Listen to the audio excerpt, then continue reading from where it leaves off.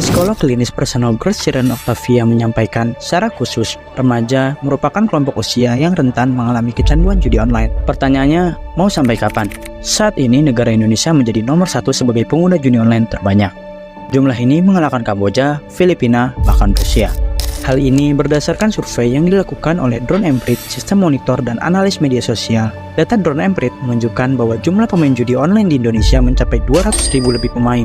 Pada tahun 2022, ada 69 juta transaksi yang terkait dengan judi online, dengan nominal sebesar 69,9 triliun. Di samping itu, pertumbuhan pinjaman online hingga Desember 2022 mencapai 71% dan 18% pada Juli 2023. Ini menunjukkan bahwa judi online mempengaruhi meningkatnya pinjaman online.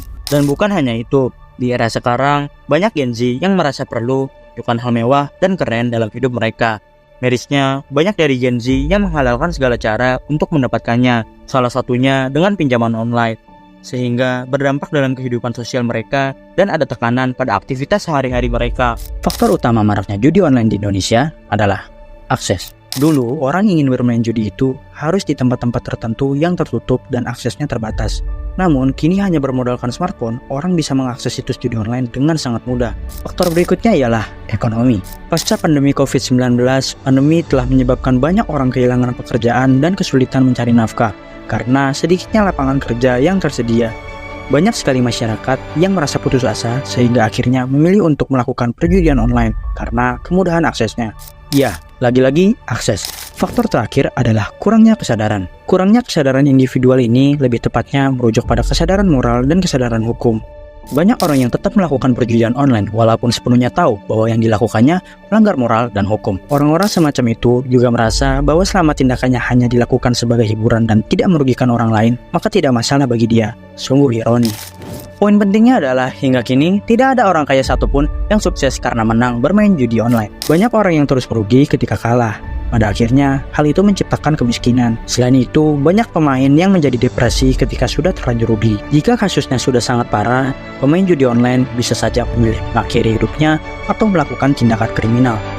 Berikut adalah tips supaya kita berhenti bermain judi online.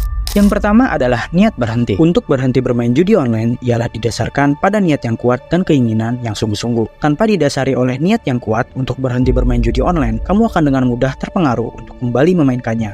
Yang kedua adalah circle pertemanan. Circle pertemanan akan sangat mempengaruhi kebiasaan dan ketertarikan seseorang terhadap sesuatu. Agar kamu bisa berhenti bermain judi online, ialah dengan mencari circle pertemanan yang terbebas dari dunia perjudian.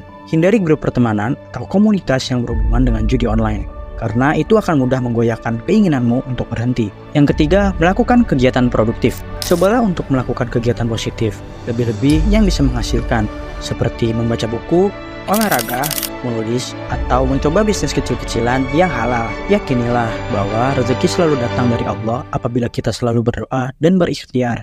Insya Allah rezeki akan selalu ada. Ingat bahwasanya ketika seseorang menghadapi kesulitan ekonomi, ia harus yakin bahwa Allah akan memberikan rezeki dari arah yang tidak terduga. Berhentilah bermain judi seperti yang dijelaskan dalam ayat Al-Quran, yaitu surat Al-Maidah ayat 90.